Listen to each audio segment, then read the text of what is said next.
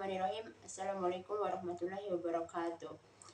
Perkenalkan, nama saya Cici Paramita dari kelas A2 Teknik Informatika dengan NIM 210 240 140 45. Di sini saya akan menjelaskan apa saja fungsi dari komponen motherboard beserta apa yang terjadi kalau komponen dari motherboard tersebut bermasalah. Tugas ini merupakan tugas UAS dari mata kuliah troubleshooting. Baik, langsung saja. Di sini saya sudah memegang sebuah motherboard. Adapun komponennya yaitu yang pertama ada soket prosesor, yang mana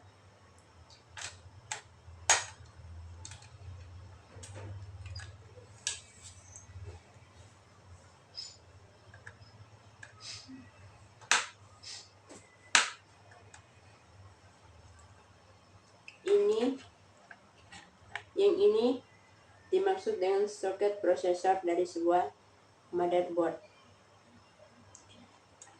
Soket prosesor adalah tempat dudukan atau tancapan prosesor yang terdapat pada motherboard. Soket terbentuk persegi 4 dengan banyak lubang kecil sebagai tempat menancap kaki-kaki atau pin prosesor yang tersusun membentuk matriks 2 dimensi. Susunan letak dan jarak antar lubang soket harus sama persis dengan susunan letak dan jarak pada kaki-kaki prosesor untuk memastikan koneksi yang aman dan stabil. Berfungsi sebagai perangkat untuk menginstal atau menyisipkan prosesor. Fungsi lainnya meliputi memproses perhitungan Arithmetical Logical Unit atau ALU, Control Unit CU, dan memproses sistem. Adapun yang terjadi kalau soket prosesor ini rusak yaitu yang pertama, koneksi yang tidak stabil. Koneksi antara soket prosesor dan motherboard tidak stabil yang dapat menyebabkan prosesor tidak berfungsi dengan baik atau bahkan tidak berfungsi sama sekali. Yang kedua, kompatibilitas yang tidak sesuai. Pemasangan prosesor yang tidak sesuai dengan soket prosesor dapat menyebabkan masalah kinerja, seperti kecepatan prosesor yang tidak optimal atau bahkan tidak dapat berfungsi. Yang kedua, komponen dari motherboard yaitu ada prosesor. Ini adalah penampakan dari prosesor, yang mana prosesor atau disebut juga CPU, singkatan dari Central Processing Unit, adalah komponen utama dalam sebuah komputer atau perangkat elektronik yang bertugas untuk mengeksekusi instruksi-instruksi dari program-program yang berjalan serta melakukan berbagai operasi aritmetika dan logika dasar. Adapun fungsinya yaitu eksekusi instruksi. Prosesor bertanggung jawab untuk mengeksekusi instruksi-instruksi yang diberikan oleh program-program yang berjalan di komputer. Instruksi-instruksi ini mencakup operasi aritmetika seperti penjumlahan, pengurangan, operasi logika seperti AND atau OR, operasi perbandingan, dan operasi lainnya yang diperlukan untuk menjalankan program dengan benar. Pengolahan data. Prosesor melakukan pengolahan data dengan melakukan operasi matematika, logika, dan manipulasi data lainnya. Ini termasuk mengambil data dari memori, melakukan operasi yang diperlukan, dan menyimpan hasilnya kembali ke memori atau perangkat penyimpanan. Yang ketiga, koordinasi perangkat. Prosesor mengelola dan mengkoordinasikan interaksi antara berbagai komponen perangkat keras hardware di dalam komputer seperti memori, perangkat input-output 1/0, kartu grafis, kartu suara, dan lain-lain. Hal ini memastikan bahwa semua perangkat bekerja bersama-sama dengan efisien. Yang keempat, manajemen sumber daya. Prosesor mengatur penggunaan sumber daya komputer seperti memori, bandwidth system, dan perangkat keras lainnya. Ini melibatkan alokasi sumber daya yang efisien untuk menjaga kinerja sistem yang optimal. Adapun yang terjadi kalau prosesor bermasalah yaitu jika prosesor mengalami masalah atau mengalami kerusakan, dapat mempengaruhi kinerja dan kestabilan keseluruhan komputer atau perangkat elektronik di mana prosesor tersebut terpasang.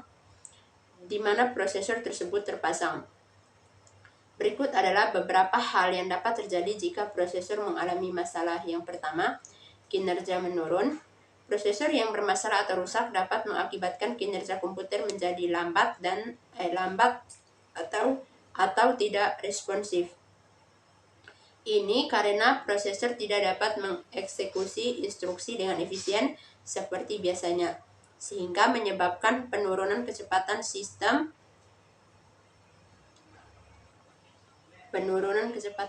secara keseluruhan. Yang kedua, instabilitas sistem.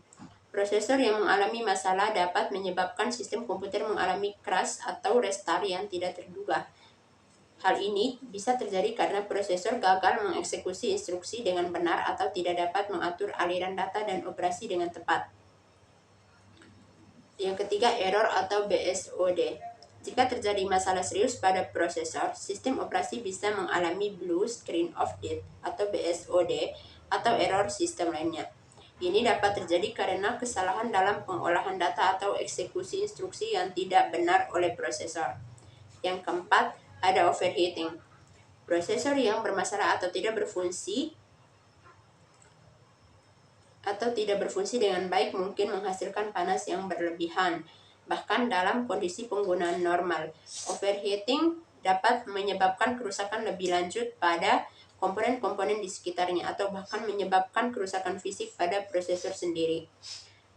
Yang kelima, kegagalan booting. Prosesor yang rusak atau bermasalah dapat menyebabkan kesulitan atau bahkan kegagalan dalam proses booting komputer. Komputer mungkin tidak dapat memulai sistem operasi atau memasuki BIOS dengan benar. Yang ketiga, komponen dari motherboard yaitu slot RAM.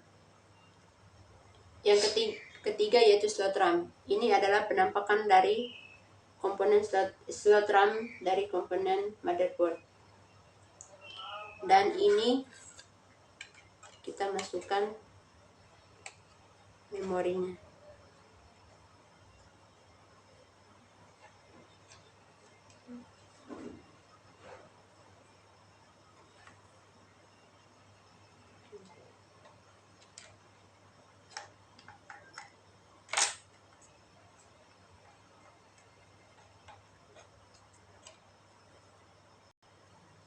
Dan beginilah kalau penampakan RAM-nya dipasang.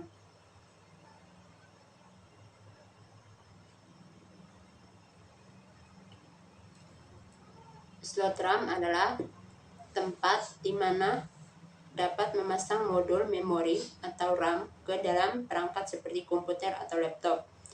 Adapun yang terjadi kalau slot RAM ini rusak yaitu yang pertama, RAM tidak terdeteksi. Slot RAM tidak dapat mendeteksi RAM yang dipasang sehingga komputer tidak dapat menggunakan RAM yang tersedia. Yang kedua, RAM tidak dapat dipindah-pindahkan. Jika RAM tidak dapat dipindah-pindahkan ke slot lain, maka kemungkinan besar masalah terletak pada slot RAM itu sendiri.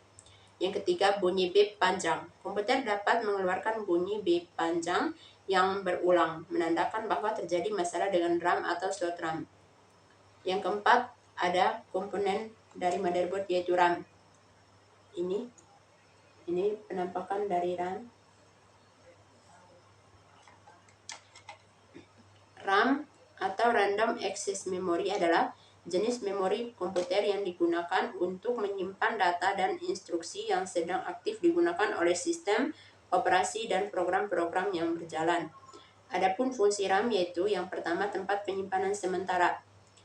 RAM berfungsi sebagai tempat penyimpanan sementara untuk data dan instruksi yang sedang aktif digunakan oleh CPU atau Central Processing Unit saat komputer atau perangkat elektronik sedang beroperasi. Ini termasuk program yang sedang dijalankan, data yang diproses, dan informasi lainnya yang dibutuhkan oleh sistem. Yang kedua, akses cepat. RAM dirancang untuk memberikan akses cepat terhadap data dan instruksi karena memiliki waktu akses yang jauh lebih singkat dibandingkan dengan media penyimpanan permanen seperti hard drive atau SSD. Hal ini memungkinkan CPU untuk dengan cepat mengambil dan memproses data yang dibutuhkan untuk menjalankan aplikasi atau tugas komputasi lainnya. Yang ketiga, meningkatkan kinerja sistem. RAM yang lebih besar atau lebih cepat dapat meningkatkan kinerja keseluruhan sistem komputer. Dengan memiliki lebih banyak RAM, sistem dapat menangani lebih banyak aplikasi atau tugas yang kompleks secara bersamaan tanpa mengalami penurunan kinerja akibat kekurangan memori. Yang keempat, digunakan oleh sistem operasi. Sistem operasi menggunakan RAM untuk menyimpan informasi penting seperti kernel, sistem operasi, proses yang sedang berjalan, dan cache yang membantu mempercepat akses data yang sering digunakan. Adapun yang terjadi pada saat RAM bermasalah yaitu yang pertama, kinerja menurun atau lambat. Salah satu gejala utama dari RAM yang bermasalah adalah kinerja komputer yang menurun atau lambat. Hal ini terjadi karena RAM yang rusak atau tidak berfungsi dengan baik, tidak dapat menyimpan dan mengakses data dengan efisien seperti seharusnya. Sebagai hasilnya, aplikasi dan tugas yang berjalan mungkin membutuhkan waktu lebih lama untuk diproses. Yang kedua, crash atau restart terduga. RAM yang mengalami masalah bisa menyebabkan komputer mengalami crash atau restart terduga. Hal ini terjadi ketika sistem operasi atau aplikasi mengalami kesulitan dalam mengakses atau menyimpan data yang dibutuhkan di RAM yang rusak. Sebagai akibatnya, komputer mungkin mengalami crash dan memulai kembali secara otomatis untuk memulihkan diri. Yang ketiga, Blue Screen of Death atau BSOD. Salah satu gejala yang sering terkait dengan masalah RAM adalah Blue Screen of Death. BSOD muncul ketika sistem operasi Windows mengalami kesalahan fatal yang mungkin disebabkan oleh masalah perangkat keras seperti RAM yang bermasalah. Layar biru ini menampilkan pesan kesalahan dan seringkali memerlukan restart komputer untuk memulihkan. Komponen berikutnya dari motherboard yaitu power connector. Ini adalah power connector yang berwarna putih ini.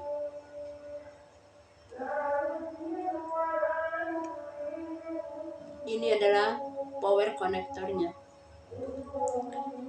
Power connector pada motherboard adalah komponen yang berfungsi sebagai sumber daya listrik utama untuk motherboard.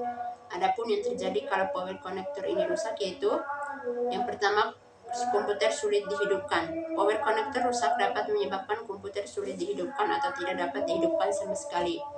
Hal ini karena power connector tidak dapat memberikan daya listrik yang diperlukan oleh motherboard dan komponen lainnya. Yang kedua, lampu hijau tidak menyala. Jika power connector rusak, lampu hijau pada motherboard tidak akan menyala, yang menunjukkan bahwa power supply unit PSU tidak dapat memberikan daya listrik yang diperlukan oleh motherboard. Yang ketiga, kerusakan pada komponen. Power connector rusak dapat menyebabkan kerusakan pada komponen lain seperti CPU, RAM, atau hard disk drive. Hal ini karena komponen-komponen tersebut tidak dapat menerima daya listrik yang diperlukan untuk berfungsi normal. Selanjutnya, komponen yang keenam dari motherboard yaitu ada konektor SATA.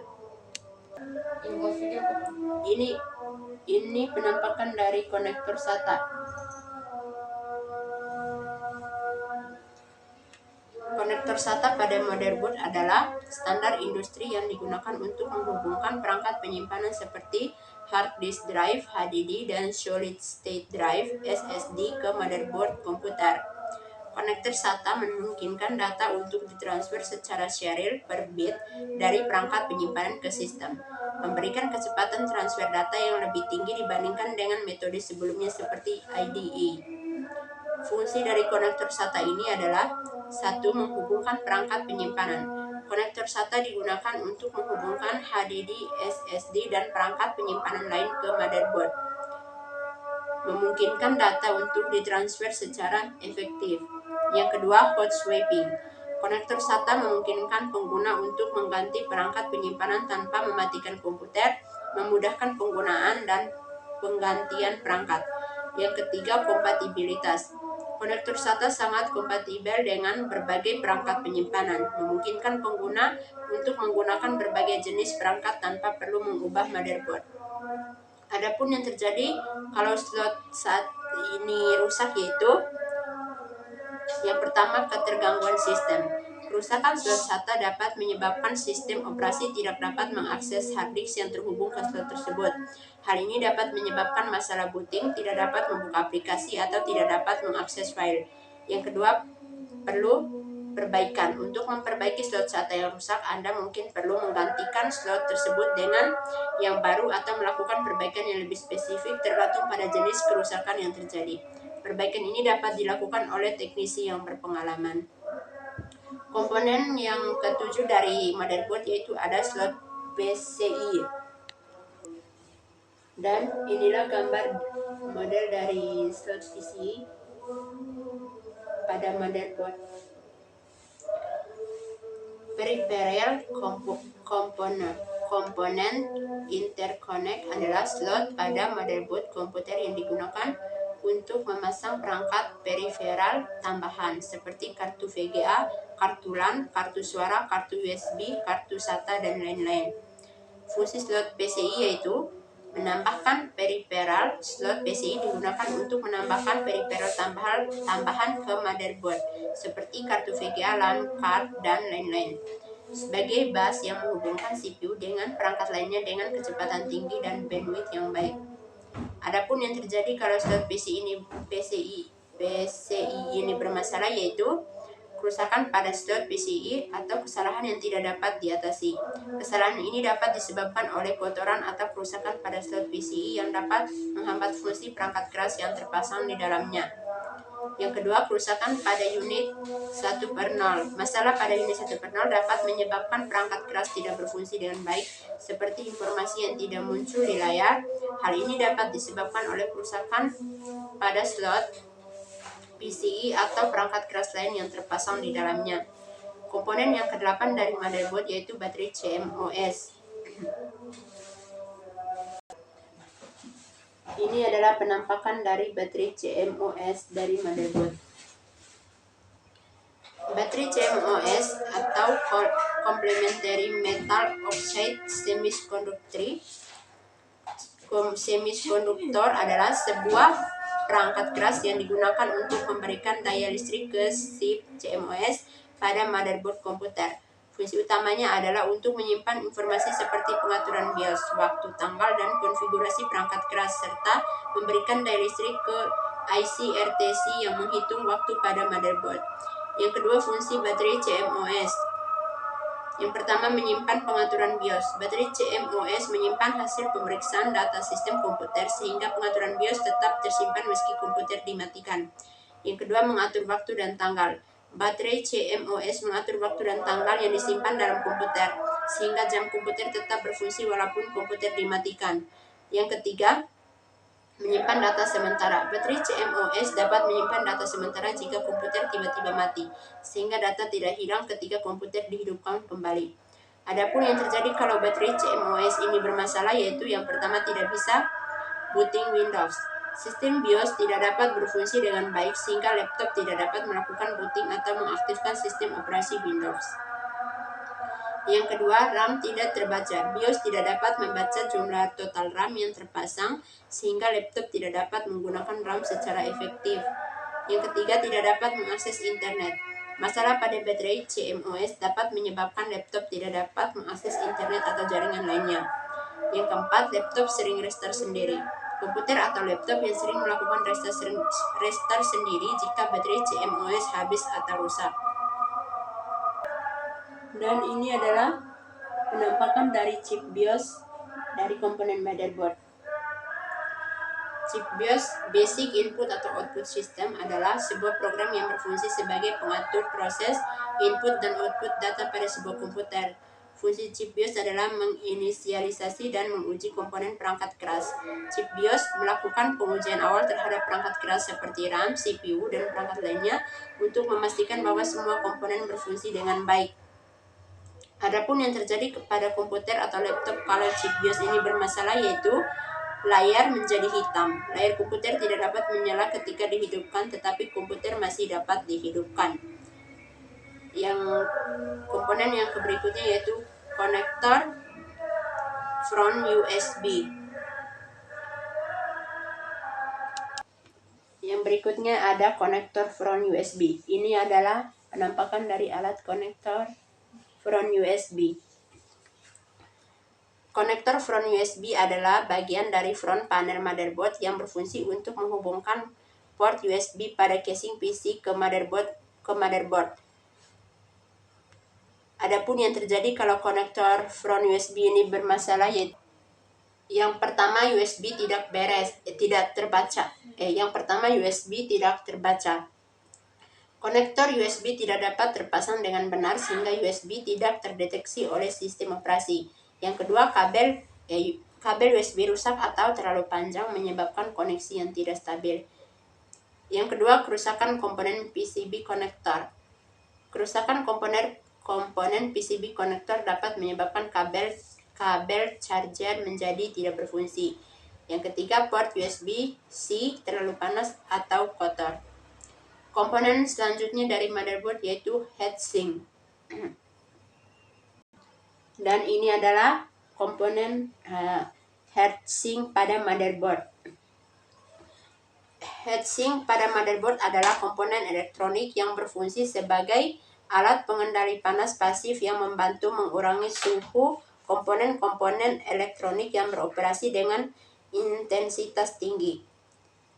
Adapun yang terjadi kalau heatsink ini bermasalah yaitu yang pertama kinerja laptop menurun. Heatsink berfungsi sebagai perangkat pendingin yang membantu mengurangi suhu komponen internal laptop seperti prosesor dan kartu grafis. Yang kedua, overheating. Heatsink yang tidak berfungsi secara efektif dapat menyebabkan suhu internal laptop meningkat secara drastis yang dapat mengakibatkan overheating. Komponen yang berikutnya dari motherboard yaitu PS2 atau PS2. Dan ini adalah komponen PS2 dari motherboard. PS2 pada motherboard merujuk kepada port fisik yang terdapat pada motherboard komputer untuk menghubungkan keyboard dan mouse menggunakan antarmuka PS2. Port ini biasanya berwarna ungu untuk keyboard dan hijau untuk mouse. Kelebihan dari pengguna port PS2 untuk keyboard dan mouse antara lain adalah kestabilan konektivitas dan kompatibilitas yang baik dengan berbagai jenis perangkat input tersebut. Meskipun saat ini port USB lebih umum digunakan untuk menghubungkan keyboard dan mouse, port PS2 masih digunakan oleh beberapa perangkat khusus atau pada situasi di mana stabilitas koneksi diutamakan. Adapun yang terjadi kalau PS2 pada motherboard bermasalah yaitu kerusakan fisik. Sambungan PS2 dapat rusak jika dihubungkan secara tidak tepat, sehingga perlu hati-hati dalam menghubungkan perangkat untuk mencegah kerusakan fisik yang pada port. Yang berikutnya ada VGA port. Ini adalah VGA port pada motherboard. VGA port adalah salah satu jenis port video yang digunakan untuk menghubungkan perangkat video seperti komputer atau laptop ke monitor atau proyektor. Singkatan VGA sendiri berasal dari Video Graphic Array. Adapun fungsi VGA port adalah menghubungkan komputer ke monitor.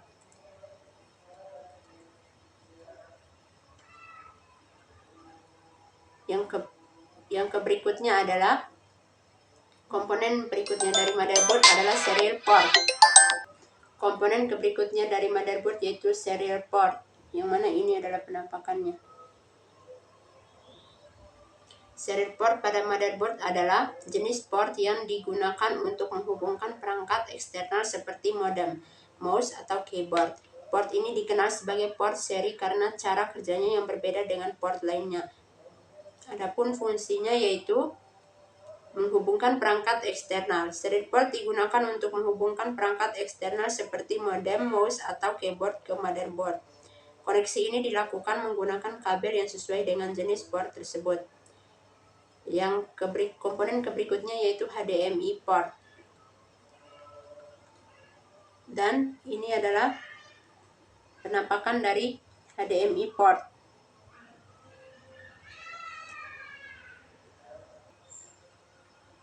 Port HDMI High Definition Multimedia Interface adalah antarmuka digital yang digunakan untuk mentransfer audio dan video berkualitas tinggi dari perangkat seperti komputer, laptop, DVD player, konsol game, atau set-top box ke monitor, televisi, atau proyektor.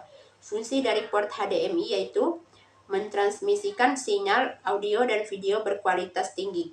Kabel HDMI dapat mentransmisikan sinyal audio dan video dengan resolusi tinggi termasuk 4K, 8K, dan HDR (High Dynamic Range).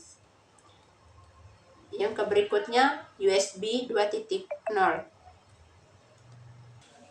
Dan inilah penampakan dari komponen USB 2.0. Adalah USB 2.0 yang mendukung kecepatan transfer data maksimum hingga 200 Mbps (megabyte per detik) dibandingkan dengan USB 1.1 yang hanya memiliki kecepatan maksimum 12 Mbps. Adapun fungsinya yaitu digunakan untuk menghubungkan berbagai jenis perangkat ke komputer atau perangkat lainnya. Contohnya termasuk keyboard, mouse, printer, scanner, webcam, headset, joystick, dan banyak lagi. Port USB 2.0 juga mendukung perangkat seperti charger untuk ponsel dan tablet, serta perangkat yang mendukung mode charge dan scenes. Yang berikutnya USB 3.1 dan konektor LAN. Dan inilah komponen USB 3.1 dan konektor LAN dari motherboard. USB 3.1 adalah USB yang mendukung kecepatan transfer data hingga 5 Gbps atau gigabyte per detik. LAN, Local Area Network, adalah jaringan komputer yang terdiri dari beberapa perangkat yang terhubung dalam satu lokasi fisik, seperti sebuah bangunan, kantor, atau rumah. Adapun fungsinya yaitu yang pertama menghubungkan komputer dengan router, yang kedua menghubungkan komputer dengan komputer lain, dan yang ketiga menghubungkan komputer dengan jaringan. Komponen yang berikutnya dari motherboard yaitu audio jack, yang mana ini adalah penampakan dari audio jack pada motherboard. Audio jack adalah sebuah soket yang digunakan untuk menghubungkan perangkat audio seperti headphone, earbud, atau speaker ke perangkat lain seperti komputer, ponsel, atau perangkat audio lainnya. Fungsi audio jack yaitu menghubungkan perangkat audio. Audio jack digunakan untuk menghubungkan handphone, earbud, atau speaker ke perangkat lain seperti komputer, ponsel, atau perangkat audio lainnya. Mengirimkan sinyal audio, menghubungkan perangkat musik, dan menghubungkan perangkat komunikasi. Audio jack biru juga dapat berfungsi sebagai input audio untuk menerima sinyal audio dari perangkat lain seperti mikrofon atau perangkat perekam audio. Audio jack hijau dapat digunakan sebagai output audio yang menghubungkan speaker atau headphone. Audio jack pink digunakan untuk menghubungkan mikrofon eksternal ke perangkat seperti komputer atau laptop. Baiklah, itulah penjelasan mengenai komponen-komponen motherboard. Sekian dari saya, maaf apabila ada kesalahan kata atau kalimat kurang jelas. Lebih dan kurangnya saya mohon maaf. Wassalamualaikum warahmatullahi wabarakatuh.